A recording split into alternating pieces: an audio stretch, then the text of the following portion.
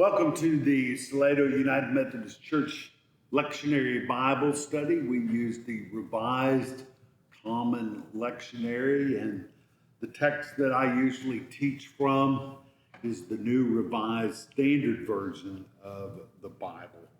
And so today we're going to do our study on the last two lessons for this week. 1 John 3, 1 through 7, and then we'll flip back to Luke 24, 36 through 48. Really almost the very last thing in Luke's gospel. So I'm happy that you've joined us, and let's start with this business in 1 John. There are three epistles in the Johannine corpus: 1st, 2nd, and 3rd John. The second letter of John is very, very short. It is only 13 verses. And the third letter of John is only 15 verses. So this first letter has 5 chapters in it, so it is considerably longer. And the Gospel of John, the book of Revelation, or the Apocalypse of St. John the Divine, and 1st, 2nd, and 3rd John, these are all what are called the Johannine, or John's corpus, or body of writing. Whether or not one individual wrote all of these things, that's up in the air. Scholars argue about that all the time. What is probably true is that whether the John who wrote all this is the same person, or various parts of these pieces of the Johannine literature were written by other individuals that had been deeply influenced by John. We can't say for certainty, but it does remind us that in these early communities, nobody really cared about who got credit for authorship. There were no such thing as publishing credits. In this first century, nobody got royalties from writing. And so the Christian community wrote things, shared them, and passed them around to all the various churches until the scriptures became the kind of documents that were collected. And gradually we came to our Bible, although it took almost a millennia for it to all be settled, and that we would have, like for Protestants, 39 books of the New Testament. So let's turn to chapter 3 in 1 John, and it begins, "See what love the Father has given us, that we should be called children of God." Now, to us who have heard these words for many, many years, that we are called children of God, it just seems to be like, well, we're called children of Texas, or we are American citizens, or something like that. But to say that you were a child of God in the first century in a new sort of religion, which Christianity certainly was, it had merged out of Judaism. To say that you are a child of God makes a rather grandiose claim to the world. And so the writer here is saying that the love of the Father, and of course this is a patriarchal society from which all this is written, and the patriarch is the one that makes the rules, enforces the rules, and metes out punishment if the rules are violated. This one has absolute power to say you're a child of God then, and that God is your protector, is to say something quite spectacular.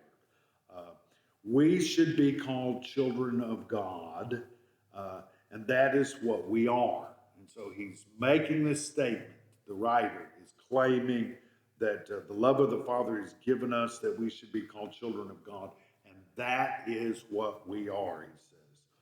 The reason the world does not know us, and when the Johannine writers use the term the world, what they are really talking about is basically secular society, or society that is outside of the Christian koinonia, of the Christian fellowship, the Christian community.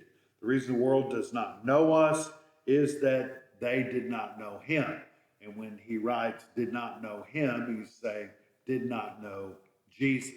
They did not know him. And to know something in the first century is to have an intimate knowledge of it. That's why sometimes in the Bible it says so and so knew so and so.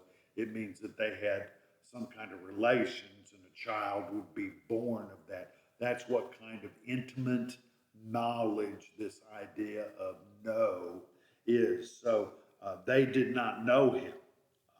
Beloved, we are God's children now. Okay, definitive statement.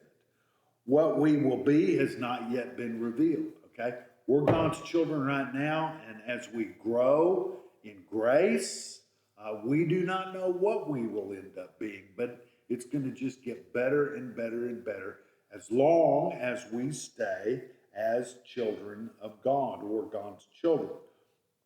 What we do know is this. Okay, he's going to make another definitive statement here. When he is revealed, that is, when Jesus is revealed, we will be like him, for we will have seen him as he is.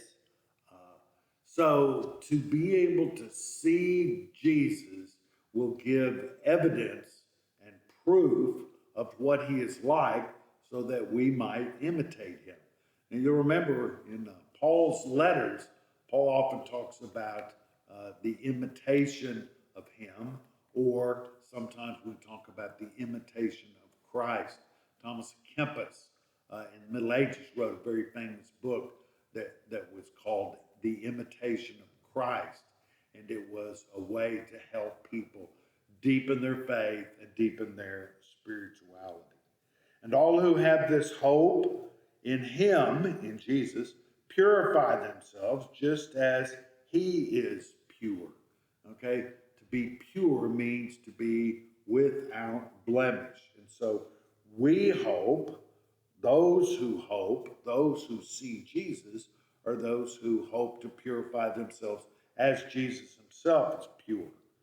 Everyone, and then now in verse 4, he gives some stipulations about what it is not to be in Christ.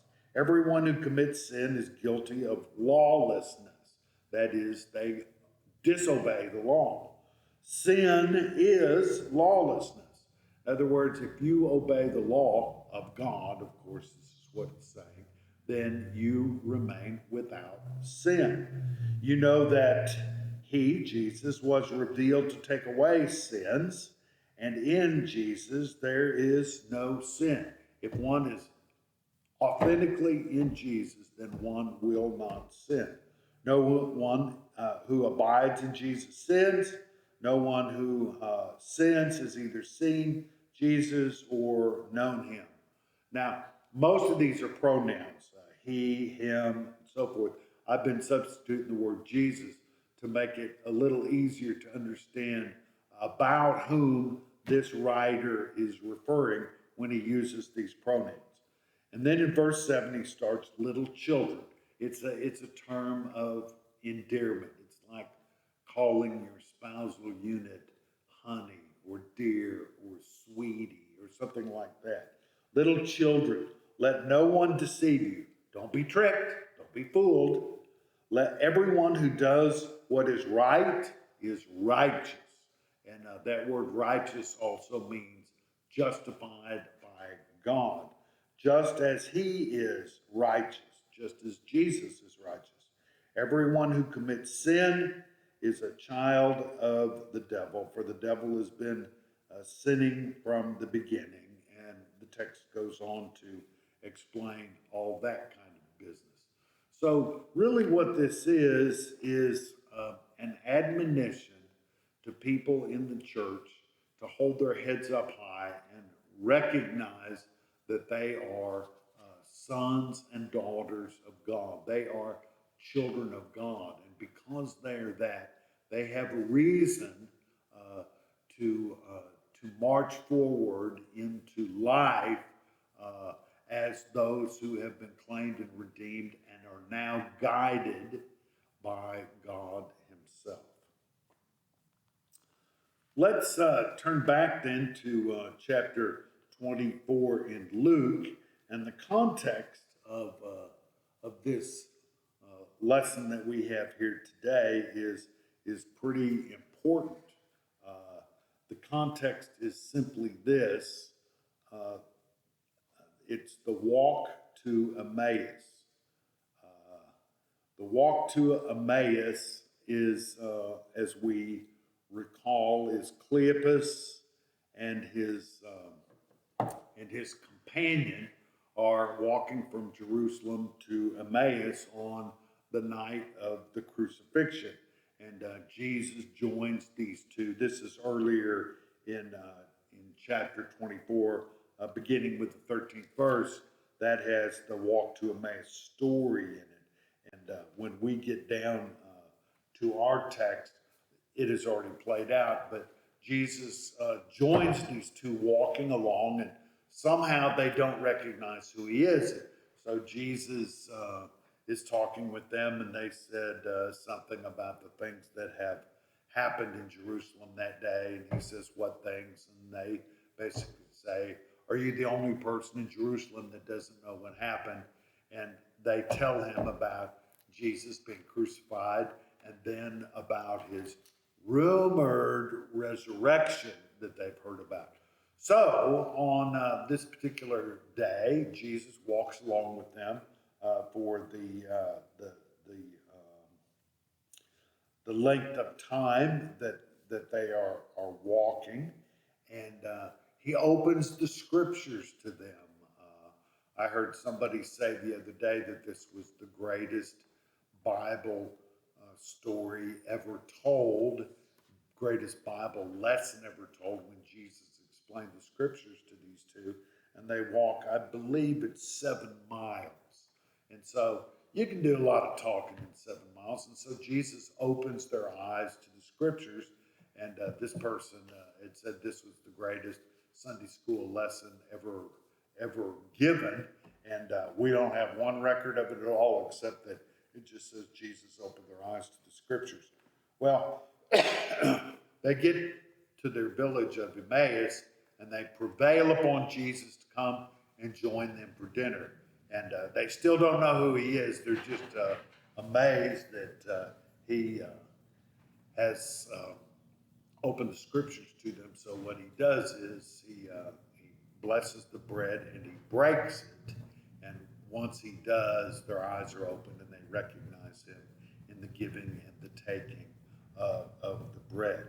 And so what happens next is that as these two, Cleopas and his companion, go back to Jerusalem and they join the disciples, and the disciples tell these two what has happened in Jerusalem while they were gone, and they tell the disciples what happened to them while they were walking on the road.